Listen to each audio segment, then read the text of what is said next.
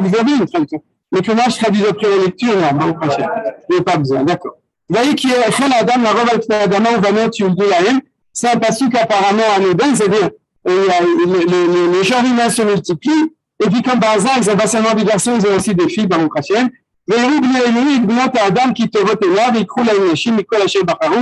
là, c'est là que ça se complique, parce qu'il est marqué que les fils de Dieu, si on traduit les lectures immédiates, ou des dieux, virent les filles des hommes, qui te retenaient là, ils ont vu qu'elles n'étaient pas si mal que ça, donc ils ont choisi des femmes humaines. Alors vous comprenez que là, c'est un passouk à censurer apparemment, parce que ça semble être ce qu'on appelle dans la mythologie les histoires de demi-dieux, Hetzi, c'est-à-dire qu'il y a d'où ils sortent, d'où ils descendent, on n'en sait rien, et puis ils se marient avec des filles d'hommes, et puis on ne sait pas ce qui s'est passé, et en tout cas ils ont choisi ce qu'ils choisissaient. C'est-à-dire que si on n'était pas des juifs qui étudions avec l'enseignement de Chazal, on aurait dit qu'on a aussi des extraterrestres qui descendent dans leur soucoupe volante, et qui voient des femmes, et donc c'est des martiens, et puis donc du fait qu'ils ont une suprématie, alors ils choisissent les femmes qu'ils voulaient, et voilà.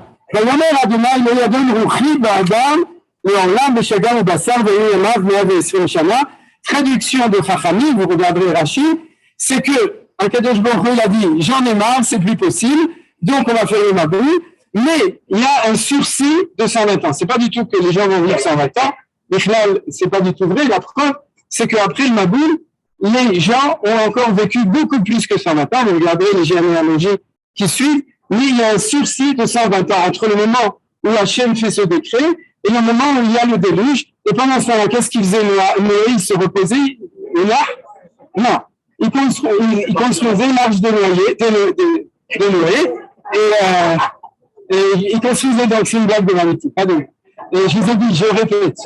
Et donc, il construisait son arche, et chaque fois que quelqu'un lui demandait Ma'ata et c'est noir, il disait il va y avoir le Maboul, faites Juba, sinon il va y avoir le déluge, et c'est comme ça. Donc c'est ça qui a marqué. Alors, fini Mayou Baruch Be'ene Maïe, Vegam Achrechem, Asher Yevu Elohim El Bnot Adam, V'yaldu Lahem Ema Giborim Asher Me'olam Ansheshem.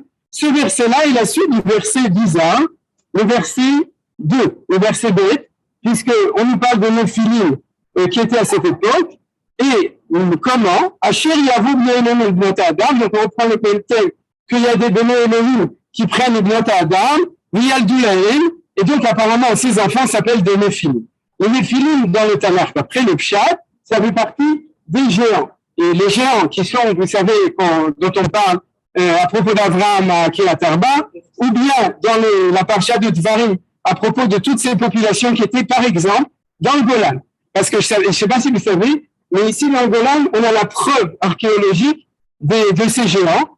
Il y a un endroit qui s'appelle Kouriouf ou Karnaf, qui se trouve à côté d'ici, où on a trouvé de l'archéologie, on a trouvé des choses, et il y a marqué dans le Madrich Israël que le nom qui est donné à cela, ça s'appelle mégaloconstructia. C'est-à-dire mégaloconstruction en bon français, c'est-à-dire qu'on ne comprend pas comment ça, à part le fait qu'il y a des mémoires et tout, Astérix, mais on ne comprend pas comment ça se fait qu'ils construisaient de manière géante. Eux, ils ne comprennent pas. Nous, on comprend, c'est marqué dans la Torah, qu'Ang habitait où? Dans le Golan, il a fait Nadaré, Kalakaret, Bachan, c'est la même chose. Et Og Melech Bachan, c'est-à-dire qu'ici, c'était un des endroits dans Eretz Israël où avaient subsisté ces géants. On continue. Donc, un texte absolument étrange et complètement hermétique. On nous dit c'est ces Giborim, ces héros, Asher Me'olam, qui ont toujours été, ou qui sont de manière éternelle. On ne sait pas ce que veut dire Me'olam. Anshe Hashem, les gens du nom. Ça veut rien dire. Vous êtes d'accord avec moi, c'est complètement incompréhensible. Mais ce qui est sûr, c'est que Vayar Adonai qui rabat Ambaris, Nechol Yetzer Marshevot Libor Akra Kolayom, on étudie jusqu'à la fin de Bereshit, c'est-à-dire encore 3 psukim. Dieu, de nouveau, se rend compte que c'est plus possible, et donc il faut faire le déluge. Vayinachim Adonai qui a assez, Adam Baris Vekiaser et Libo, donc il est désolé, comme on est tous désolés. Il y en a qui sont nés depuis 30 ans, depuis 3 ans, on est tous désolés. Veyomer Adonai, Elchet Adam Asher Barati Me'al Pnei Adama, Adam Adonai Renes Adov Hashanel qui Nichamti qui a Sétim. Donc, dès la décision de faire le déluge, l'espoir, c'est qu'il y a un juste qui s'appelle Noach, qui a trouvé grâce aux yeux de la Kadesh Baruch Hu, et donc c'est grâce à lui, vous connaissez l'histoire, que l'humanité va pouvoir recommencer. Alors la question essentielle, c'est tout d'abord cette histoire très bizarre, vous êtes d'accord avec moi, cette histoire de ces deux de qui on parle, et ce mélange avec et tout, et ensuite, c'est clair d'après le Pshat que c'est cette chose-là qui a déclenché le déluge. Donc, quelque chose de très, très grave. Sinon, ce serait une histoire exotique, d'accord, une histoire de soucoupe volante. Les soucoupes volantes, ça existe. Vous savez quand est-ce que ça se passe? Juste après le mariage. Comment est-ce qu'on empêche ça? On casse la soucoupe aux fiançailles. Comme ça, on n'a pas après. Mais en tout cas, à part ça, les soucoupes, ça n'existe pas. Et cette histoire, il faut l'expliquer autrement. Alors, Rashi nous donne déjà un renseignement, une possibilité. C'est la traduction de Targum Onkelos. Comment traduire Onkelos, les choses? Il dit Rav Revé. Rav Revé, ça veut dire la noblesse ou des gens importants. Et comment est-ce qu'on arrive à Elohim? C'est pas très difficile. Pourquoi? Parce que elle, en hébreu, ça veut dire force. C'est-à-dire, la preuve, c'est que la preuve, c'est lié avec le fait que dans les kavanot, c'est-à-dire quand on prie dans les kavanot pshutot, l'intention simple, lorsque vous dites prononcez le nom de Dieu Elohim, Baal kol hakochot kulam, celui qui est le maître de toutes les forces dans le monde, de tous les vecteurs. Elle, c'est un vecteur, c'est une direction. C'est-à-dire, et Elohim, ça veut dire tous les vecteurs possibles, puisque c'est au pluriel, et c'est la raison pour laquelle c'est un nom mishutaf entre Akadosh Baruch Hu Elohim et entre les autres dieux Elohim Acherim, comme c'est marqué dans le schéma. Pourquoi? Echol et Kodesh, parce que eux divinisent chaque force bifnei atzma, en elle-même de ce qu'on appelle l'idolâtrie, Elohim Acherim, et pour nous, on divinise le maître unique de toutes les forces de la nature, et qui s'appelle Elohim Akadosh Baruch Hu. Et le mot elle étant le sens de force, il peut aussi inclure les gens qui sont au pouvoir dans la société. Et c'est ce que le Targum Onkelos dit. Mais c'est en fin de compte, c'est un problème de Von Shilton, c'est-à-dire le fait que les gens qui sont les plus forts de la société font ce qu'ils veulent. Par exemple, Kitavotena, Rashi amène au nom de Chazal un des exemples le plus terrible qui explique pourquoi le monde avait perdu la boule et donc Hachem a dit, si c'est comme ça, alors on fait le maboul. C'est quoi? C'est que ils opéraient au droit de cuissage que vous connaissez. Kitavotena, regardez dans Rashi, et ça, c'est un des signes de la dépravation des classes puissantes. C'est-à-dire puisqu'ils ont tous les droits, et le droit le plus terrible qui peut être, c'est pas de voler ce qui appartient à l'autre ou d'assassiner quelqu'un, c'est le droit de cuissage, c'est la chose, quand vous réfléchissez, la plus grande dépravation possible au niveau moral des classes dirigeantes fortes par rapport aux classes faibles. C'est-à-dire la lutte des classes. Et alors, donc ça explique le Targum Onkelos que Rashi. Deuxième explication de Rajbi Rabbi Shimon Bar Yochai, qui se trouve dans le Midrash Rabbah, qui dit, c'est encore plus simple que ça. Lorsqu'on parle de juge dans la Torah, on dit Ad Elohim Yavo Devar Shneim. Par exemple, un des psukim qui sont marqués, il y a 3 psukim dans la Torah qui donnent comme titre pour les juges Elohim. Pourquoi? Parce que Dieu, dans le sens de Elohim, c'est le Dieu de justice ou de din et d'atadin. Et c'est lorsque un juge est juge, il s'appelle Elohim avec un rei et il représente. Pourquoi? Parce qu'il s'occupe de faire la justice, donc il exerce la force. Et c'est la justice, c'est régler l'ordre social à partir du fait que tu as le pouvoir pour pouvoir le faire. Donc, c'est une deuxième explication, c'est que ceux qui étaient dépravés, c'était de nouveau des gens qui avaient du pouvoir, mais pas forcément le pouvoir économique ou le pouvoir politique, ou autre pouvoir ou traditionnel, comme dans lorsqu'il y avait la féodalité, etc., mais le pouvoir juridique, c'était eux qui étaient dépravés et qui étaient la source de toutes ces choses-là.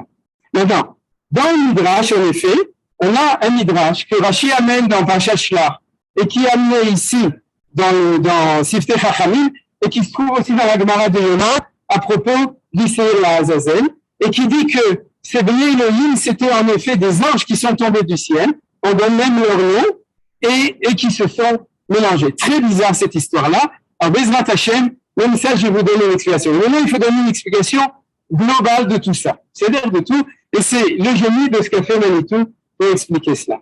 Il s'est basé sur l'enseignement du Rabbi Yehuda Levi de Kuzari. Je peux même vous donner la référence exacte. Oui, Kuzari. Première partie, Siman Tzadikei, 95, et aussi en allusion plus dans la deuxième partie, Siman Yedanet, et dans l'Agmar d'Yoma, c'est Daf Samirva, c'est-à-dire page 66 de l'Agmar d'Yoma. Vous pouvez vérifier ceux qui ont les trucs pour voir que tout est OK. Non, je crois que vous regardez si c'était vraiment page 66 dans l'Yoma. Non, c'est bon, vous faites confiance. OK, d'accord, mais c'est bien. Alors, qu'est-ce que dit Rabbi Yehuda Halevi? Ce que dit Rabbi Yehuda Halevi, et ça, c'est l'enseignement fondamental, c'est que lorsque le monde a été créé, il y a deux civilisations. Et la civilisation a priori de Hevel et celle de Caïn. Seulement, malheureusement, celle de Hevel, elle est partie en fumée, Hevel, et celui qui l'a remplacé, c'est Shet, qui, chaque Néhélim, Zera Achet, Tahat Hevel, qui a Rago Caïn. C'est-à-dire que Shet, c'est un Gilgul de Hevel qui était avec un Tikkun. Le Tikkun, c'est un autre cours de Manitou, c'est pas le cours d'aujourd'hui, mais en tout cas, il y a du coup deux civilisations, celle de Shet et celle de Caïn. Quelle est la différence entre les deux? Enseignement de Manitou, dont tous les élèves connaissent cela, c'est la civilisation on pourrait dire humaine, celle qui est là pour développer la civilisation, le travail, la santé, etc. C'est bien. Et d'un autre côté, il y a la civilisation des pasteurs. Les pasteurs, c'est ceux qui sont descendants de Hevel, qui élèvent des moutons, et ils sont les bergers de l'humanité, dans le sens où ils sont détenteurs de la connaissance de Akadosh Baruch Hu et de Torah Hashem, de l'enseignement de Hashem, et ils sont là pour s'occuper de l'humanité. C'est les tzadikim, c'est les bergers, c'est ceux qui sont là pour le faire. Leur capacité que n'ont pas les autres, c'est la prophétie. C'est ce que nous enseigne Rabbi Yehuda Halevi dans le Kuzari, c'est que ceux qui sont de la dynastie de Shet, on va l'appeler jusqu'à maintenant, sont ceux qui ont en eux cette capacité de prophétie et qui ont comme vocation d'être les prêtres de l'humanité. Kohanim, les prêtres du monde, et Caïn, c'est l'humanité en elle-même qui ont comme rôle de développer le monde. Et le monde doit réussir à condition qu'il y ait un travail commun qui se fasse entre cette civilisation et cette civilisation. Le Rabbi Yehuda Halevi appelle ceux qui sont la civilisation de Shet, ceux qui ont eux les Inyan à Eloki. Il appelle comme ça les Inyan à Eloki. Maintenant, il dit, sache qu'il y a un code dans la Torah pour les identifier. Certains, les descendants de Caïn s'appellent les Béné Adam, et ceux qui sont descendants de Hevel et de Shet s'appellent les Béné Elohim. Donc, c'est que vous avez compris. D'où c'est dans la Torah, c'est marqué clairement dès que le peuple juif existe. Banim atem Hashem Elokechem. Etc. Vous êtes les enfants de Akadosh Baruch Hu.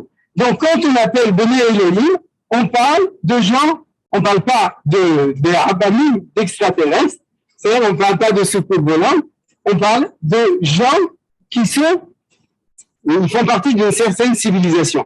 Et là, on reçoit la clé de cette histoire. C'est-à-dire que la clé de ce qui est marqué ici à partir de maintenant est tout à fait différente de ce qu'on aurait pu croire, et elle devient en fin de compte extrêmement limpide.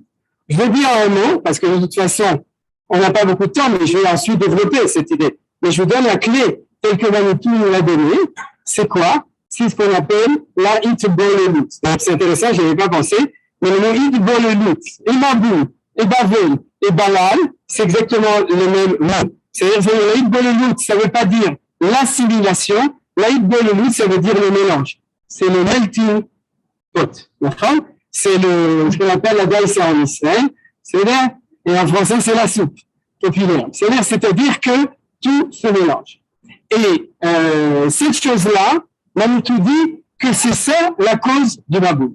La cause du Maboul, c'est le fait que la civilisation, la civilisation des Béné Elohim se sont mariés avec la civilisation des Béné Adam. C'est la civilisation de Caïn et de Shet se sont mélangés et ils ne doivent pas se mélanger. Mariage mixte, c'est ça, et c'est ça qui a fait le Maboul. Alors ça, c'est la clé de manière générale de l'enseignement de Manitou. La question qui se pose, c'est pourquoi c'est tellement grave. Quand on a parlé de l'enseignement de Chachamim en général, il y a énormément de choses très graves qui sont marquées en filigrane à l'intérieur de ce texte. Le Rambam, il faut le signaler, l'Ahmanide, que vous connaissez sûrement, dit dans son commentaire que la Torah est toujours à bord de mots quand elle veut dire du mal des gens. Et un des endroits où on le voit, c'est ici, le signal ici. C'est-à-dire que la Torah est Elima. La Torah n'a pas raconté tout ce que les Chachamim nous ont raconté sur les choses terribles qui se passaient, comme je vous ai dit à propos du droit de cuissage, etc. C'est pas marqué dans la Torah. Alors on demande d'où les Chachamim le savent. Ils le savent parce qu'ils savaient ce qui s'est passé, et la Torah ne l'a pas dit parce que la Torah ne raconte pas de Shemara sur les gens. Il y a plusieurs autres endroits où c'est marqué clair, c'est un grand message de savoir qu'on n'est pas obligé de tout raconter. L'écart, c'est qu'on comprenne de manière générale les choses, et surtout à Kadosh Baruch Hu ne veut pas dire du mal des Bnei Adam, des gens et des Bnei Elohim dans les deux sens. Donc, en tout cas, il y a plein de choses scabreuses, comme je vous ai dit, mais pour Manitou, la quintessence des choses, c'est cela. Alors pourquoi? Qu'est-ce qu'il y a de tellement grave dans le fait que les Bnei, et du coup, il faut dire Bnei Elohim, vous avez compris? Parce que Bani Maten Hashem Elokechem, c'est avec un kouf, ça devient Shem Kadosh. Et donc, dans cette lecture de Manitou, Bnei Elohim, Bnei Adam, et qu'est-ce qu'il y a de tellement grave? Alors, ce que dit Manitou, c'est comme ça. Il dit que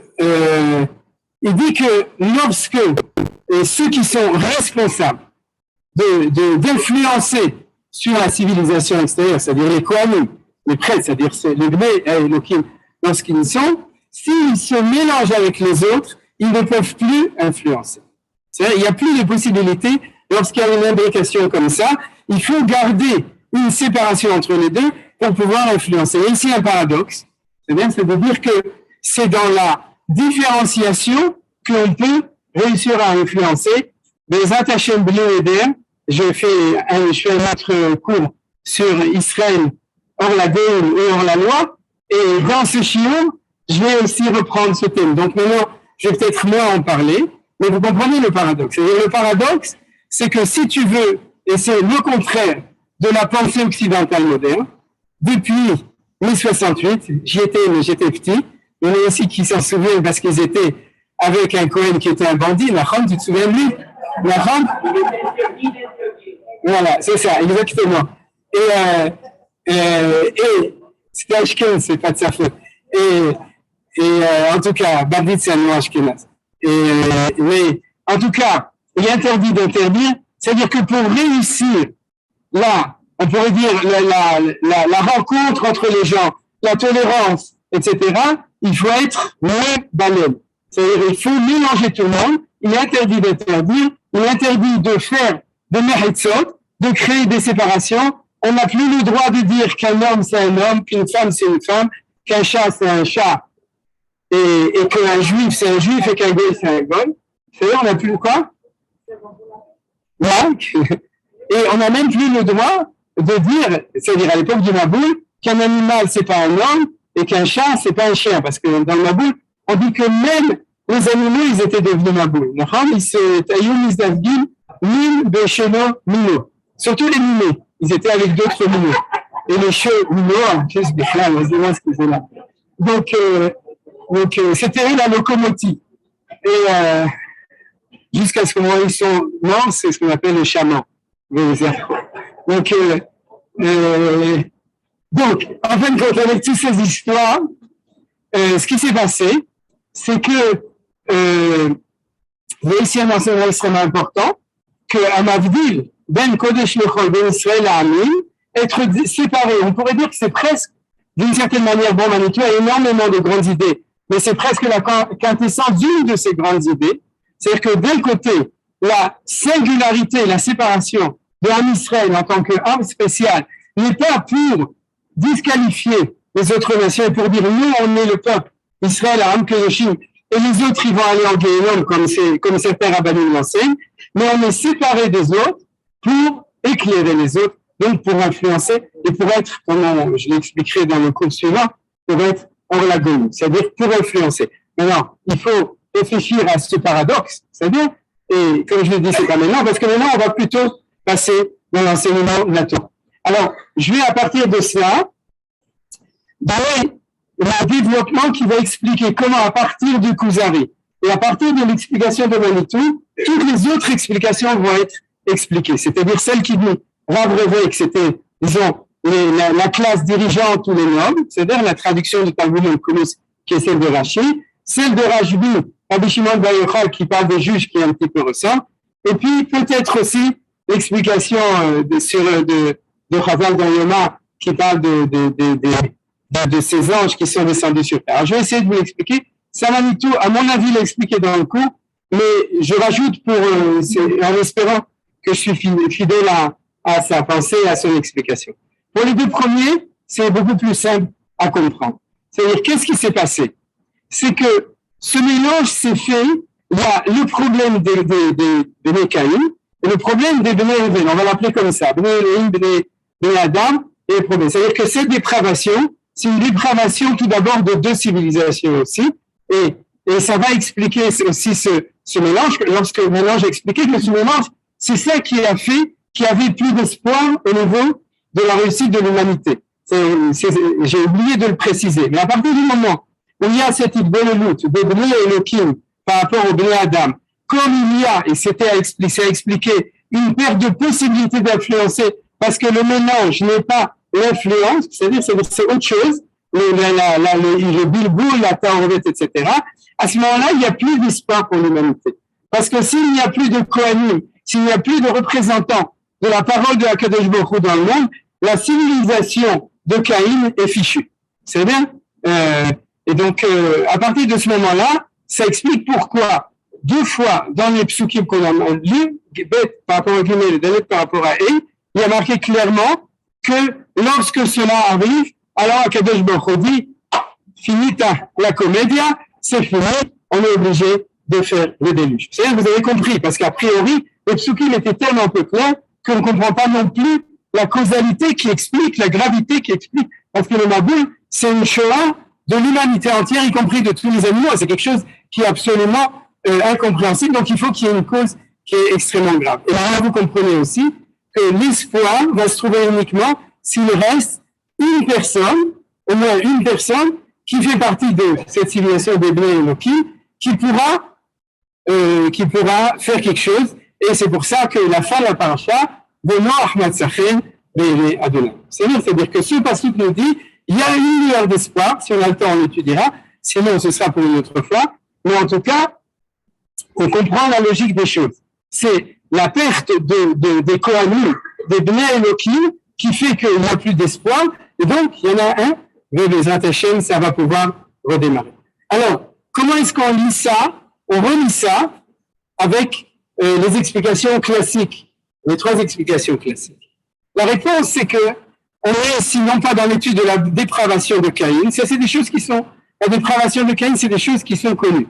D'abord, Caïn lui-même est dépravé puisqu'il est assassin, et ensuite, si vous lisez la Parashat Bereshit, vous verrez avec l'Emer qui Shivatan, Shivatan et Kamkain, etc., ensuite l'Emer Shivasheva, et si vous étudiez avec les enseignements des Chachamim, et aussi les enfants de Caïn et tout, alors vous comprendrez ce que la Torah nous raconte, surtout avec l'enseignement de Manitou sur Bereshit, c'est dans les vraies premières parties.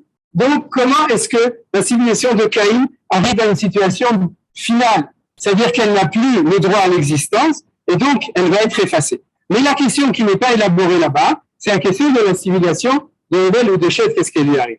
La réponse de Manitou extraordinaire, il dit, c'est que ces nobles, ces hommes importants, cette classe dirigeante, c'est les Bnei Elohim parce qu'ils sont Bnei Elohim. C'est-à-dire que comme tu sais que tu es investi d'un pouvoir parce que tu l'as reçu de Dieu, tu as deux possibilités. Ou bien, tu as beaucoup de possibilités. Ou bien tu deviens rap, ou bien tu deviens prix Nobel, ou bien tu deviens millionnaire, ou bien tu deviens Rosh Memshala. Mais en tout cas, cette force que tu as, qui est une force divine, tu ne l'utilises pas forcément dans la Gdusha. Maintenant, on peut être Rosh Memshala comme Don Yitzhak Abraham, ou comme des gens aussi de notre temps, c'est-à-dire qui utilisent cette force-là dans Kodesh, dans la Gdusha. Mais c'est pas garanti. Autour d'avoir la même chose au niveau de l'intelligence et de l'économie. Quand on dit qu'est-ce qui spécifie le peuple juif, c'est l'intelligence, c'est qu'on est on est le peuple qui a proportionnellement le plus de prix Nobel dans le monde. Taout Gdola, c'est une erreur. Pourquoi? Parce que c'est extraordinaire qu'il y a plein de juifs qui sont prix Nobel. Mais c'est pas ça qui est la preuve de l'identité, de la singularité et de la ségoula du peuple juif. C'est uniquement signe que quand tu es Ben Elohim et que tu as reçu ça, tu peux l'utiliser pour ce que tu veux, pour faire du business, pour devenir un dirigeant ou bien pour aussi développer des connaissances scientifiques. Est-ce que c'est interdit? Sûrement pas. Est-ce que Dieu n'est pas content? Bien sûr qu'il est content. Il y a seulement une chose, c'est que en tant que juif, tu dois reconnaître d'où ça vient. Tu dois reconnaître que cette chose-là, c'est pas je suis intelligent, je suis génial, je suis proche, mais tu dois reconnaître que ça fait partie, on pourrait dire, de la globalité de ces cadeaux qu'Hachem a fait d'être Ben Elohim avec ce potentiel de prophétie, et que chez chacun, ça se traduit par son génie personnel en tant que juif, et ça peut être aussi dans ces choses-là. Alors, qu'est-ce qui s'est passé? Justement, c'est ça qui s'est passé. C'est que la dépravation de Ben Elohim, c'est de prendre cette force, mais de l'utiliser du côté de Sitra Ahava. C'est-à-dire du mauvais côté des choses, de l'utiliser comme pouvoir pour en faire du mal. Quel mal? Tu es puissant, tu prends la femme de l'autre. Tu es puissant, tu prends le fric de l'autre, etc. Un omertam du Zardinel à la Gazette. C'est exploiter une force, une capacité qui vient du plus haut Kodesh qui est, puisque c'est d'être l'inspiration divine, pour tes propres intérêts et de manière dépravée. Alors vous avez compris, c'est ça qui s'est passé. C'est-à-dire que quand on nous dit, on nous raconte l'échec de la civilisation, il y a une histoire de l'échec de la civilisation de Caïn, et il y a une histoire de l'échec de la civilisation de Hével. Et celle de l'échec de la civilisation de Hével, c'est les deux psukim qu'on a mis ici. Alors du coup, on comprend très bien. Le Targum de Onkelos qui dit Rav Rêvé, ça veut dire que tu te prends pour celui qui est sorti de la cuisse de Jupiter, et c'est vrai, mais tu l'utilises pour des choses qui sont, c'est bon, ton pouvoir, tu l'utilises pour, au contraire, pour l'utiliser. Et du coup, le mot Elohim, en tant que Dayan, ça se comprend très bien. On est là dans le monde pour faire la justice de la Kadosh Baruch Hu. Mais si ce pouvoir que tu as à l'intérieur de toi, tu l'utilises pour justement de la même manière, donc c'est le deuxième péruche, la deuxième expression qui ressemble au premier, c'est l'utilisation d'un pouvoir que tu as à cause de cela, qui est au contraire utilisé autrement. On va arriver aussi à la troisième explication. On a du temps, c'est extraordinaire. Oui, Michel. Il reste que 5 minutes. Alors, d'accord. Alors, je suis obligé de dire un mot. Un mot extraordinaire de Manitou là-dessus, c'est qu'en fin de compte, tu peux aussi l'utiliser de point de vue théologique. Ça veut dire quoi? Ça veut dire ou bien tu te prends pour Dieu toi-même, c'est-à-dire ta mère elle te prend pour Dieu, servir au même, et puis ou bien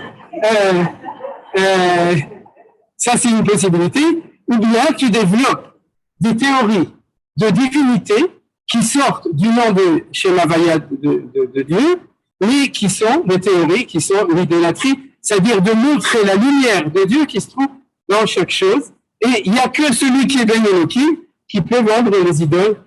Vous avez compris? C'est-à-dire qu'il n'y a que lui qui peut réussir à vendre toutes ces idoles aux autres. Et quand est-ce que ça a commencé? C'est-à-dire que dès à l'époque de Enoch, qui est le fils de Shet, déjà, le Rambam l'écrit dans Ilchot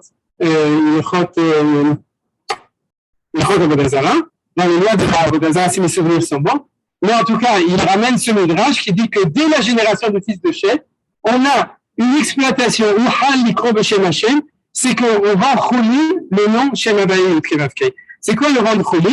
C'est faire de la Avodazara, dans Enoch, c'est-à-dire développer cela. Alors, cela, c'est une dépravation spirituelle rouchanite et qui fait comprendre qu'en fin de compte, on descend d'une idée de Dieu qui est celle-là, aux idées d'abord de l'idolâtrie et ensuite de demi-dieu. C'est l'exploitation d'un homme qui serait Ben Elohim, qui ferait croire qu'il se prendrait pour Dieu, toutes sortes de choses comme ça.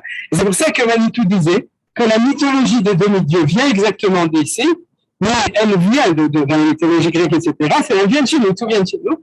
Et elle vient de chez nous, et c'est en fin de compte une des directions de la dépravation de cette civilisation. Alors, on va terminer le cours en disant comme ça. le Pirkei Avot disent Eser Dorot mi-Adam ve'ad Noach, ve'eser Dorot mi-Noach ve'ad Avraham Avinu. Et Manitou nous disait ces 10 générations sont comptées dans la Torah comme avec des noms. C'est le nom des détenteurs, comme Kuzari le dit, Binyan et Noki. Et tous étaient tzadikim. Shelah était tzadik, Hanoch était tzadik, Noach était tzadik, Shem était tzadik, Ever était tzadik, etc. C'est-à-dire que c'était les justes de leur civilisation qui étaient là pour être le Kohen Gadol, on pourrait dire, ou le Moshe Rabbeinu de cette civilisation, pour permettre l'échec permanent, c'est encore une question, mais en tout cas, c'était ça la possibilité qui est arrivée. Et dans cette histoire, alors, il faut examiner, en fin de compte, qu'est-ce qui va réussir et qu'est-ce qui ne va pas réussir. Je vais, pour terminer, donner 3 exemples. Hanoch, c'est bon? Combien? 3 minutes, 3 exemples, Michel? Ouais. Hanoch, Noach et Avraham Avinu. Hanoch le premier, dans l'équation de ces difficultés du prêtre d'essayer d'influencer sur la civilisation de Caïn, c'est-à-dire la civilisation de manière générale, se rend compte qu'il n'arrive pas. Il se promène partout, il a des batés Chabad partout, il prêche la bonne parole et personne ne l'écoute. Il dit, si c'est comme ça, je vais à Bnei Brak et j'ouvre la yeshiva de Ponyevitch. C'est-à-dire que je m'enferme dans mon ghetto, parce que en dehors, c'est pas du gâteau. Et alors donc, je m'enferme dans mon ghetto et la phrase de Manitou, elle dit comme ça. Si tu n'es pas avec les hommes et que tu es là avec moi, c'est pas la peine de rester sur terre. C'est-à-dire, si c'est comme ça, alors viens chez moi, et puis comme ça, on fera Chevruta ensemble.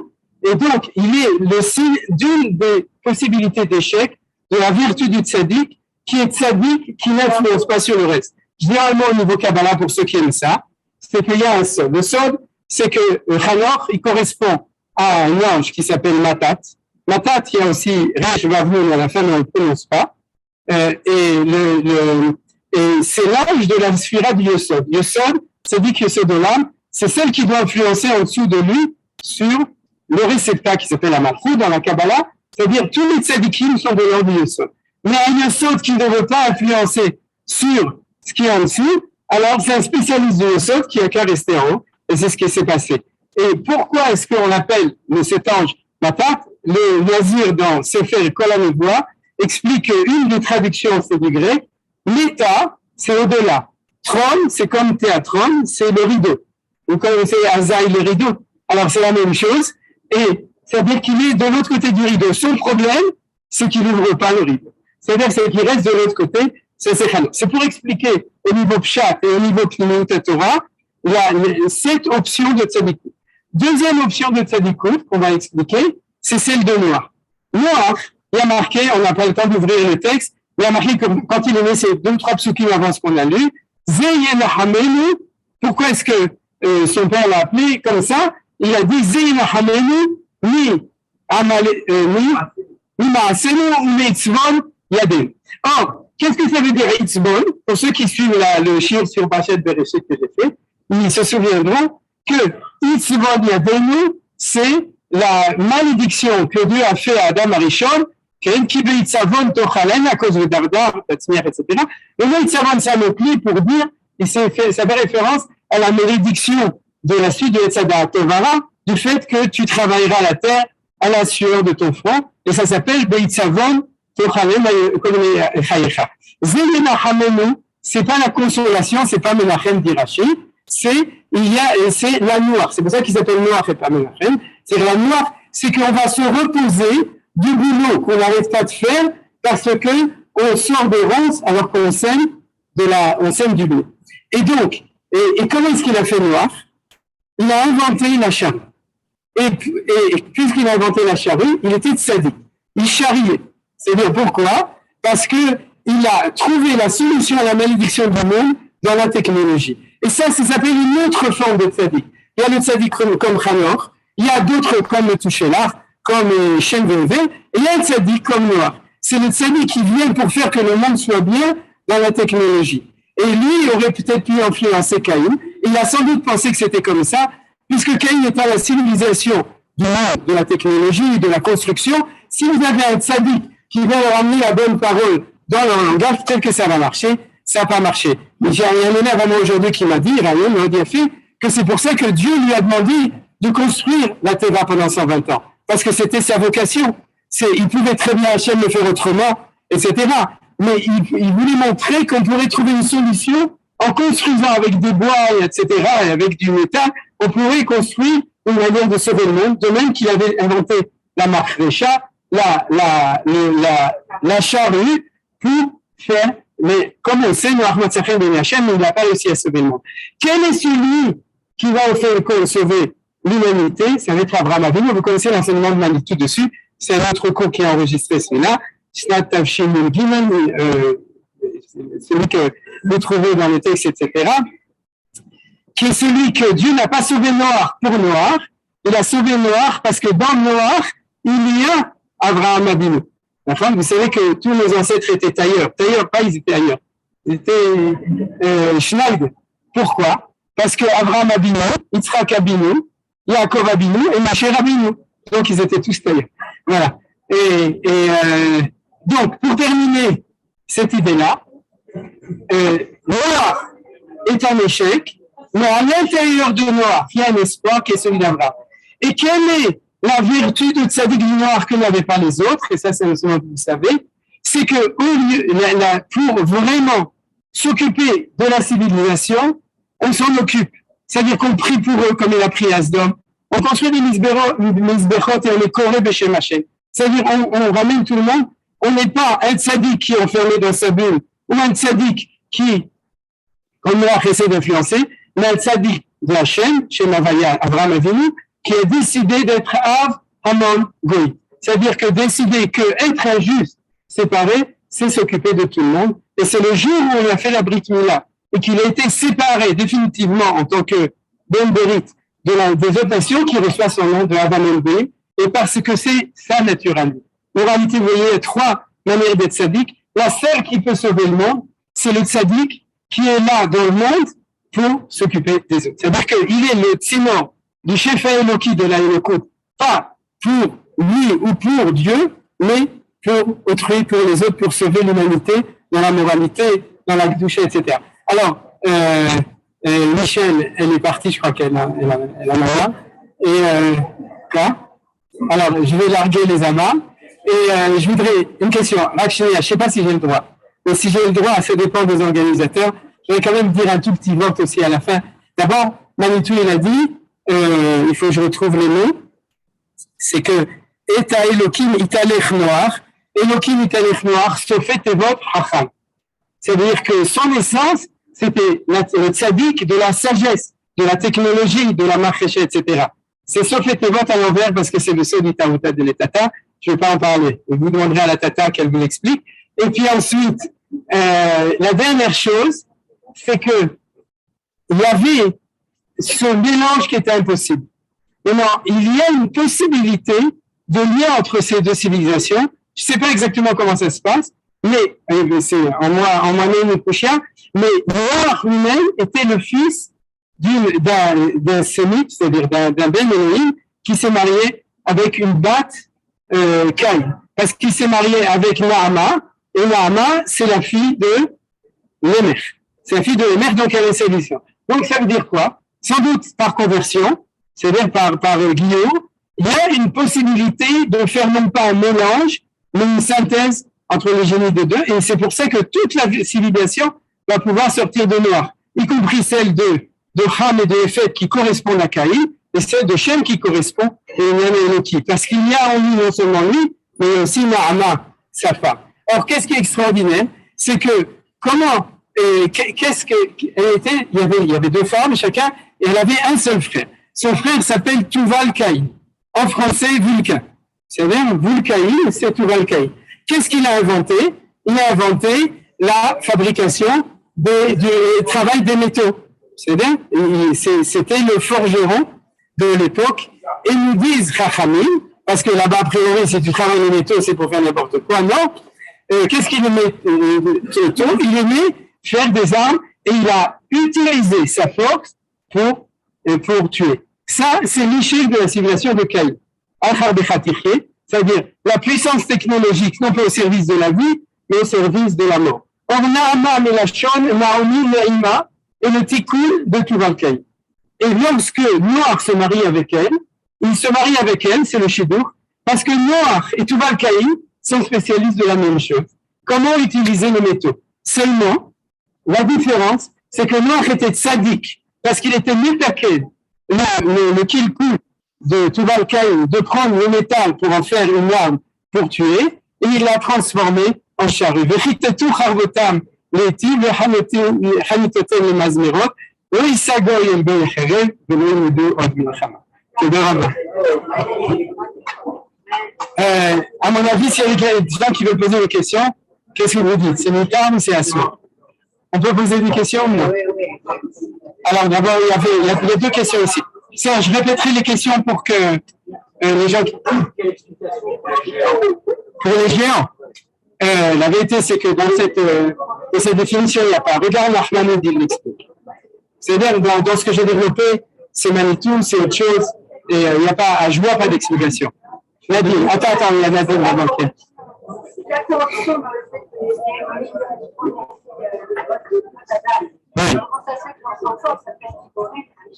Oui, alors ce que Nadine elle demande, c'est si la corruption, c'est que les Bnei Elohim prennent des Bnot Adam, comment ça se fait que leurs enfants s'appellent des Giborim Anshei Hashem? Regarde dans Rashi, Chazal, on dit que Anshei Hashem, ils ont repris les noms des enfants de Caïn, Mechouyael, etc., qui sont des noms de disparition et de destruction. C'est-à-dire que le Shem s'appelle Shem Tov, le Baal Shem Tov, ou Shemra. Eux, Anshei Hashem, c'est Shemra. Référence en allusion au fait qu'au moment de Migdal Babel, il est marqué Venaaseh Lanu Shem.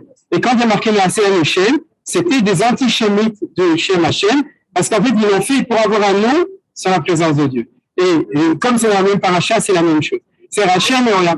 Giborim Otodama. C'est quelque chose de négatif totalement. C'est-à-dire, Hagar, tu peux l'expliquer comme ce qu'on a dit, c'est que quand l'idéologie qui précède, c'est les Rav Révé et les Elohim, c'est-à-dire la notion de haut dans la notion de la puissance, sort des Giborim, mais des Giborim du Ra et pas des Giborim du bien. Voilà. Ceux qui ne sont arrière, on passe à table. Ceux qui ne sont pas inscrits au tribune, merci beaucoup. Quand tu posais la question, moi, déjà, la question scientifique, il y avait des